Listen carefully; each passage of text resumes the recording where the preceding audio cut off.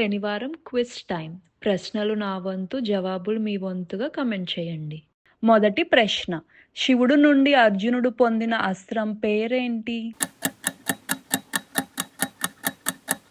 రెండో ప్రశ్న. పాచికల ఆట సమయంలో కృష్ణుడు అక్కడ ఎందుకు లేరు?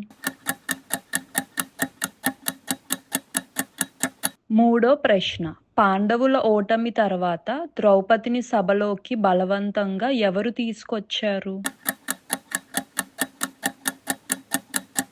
నాలుగో ప్రశ్న. పాండవులు ఎన్ని సంవత్సరాలు వనవాసం చెయ్యాలి?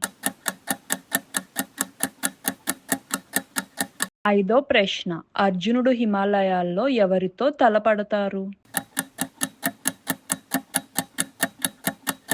క్విజ్ నచ్చిందా? మన ఛానల్లో మహాభారతం అధ్యాయాలు కూడా చెప్తాను. చూడాలంటే సబ్స్క్రైబ్ చేసుకోండి. నచ్చితే లైక్, షేర్ అండ్ కామెంట్ చేయండి.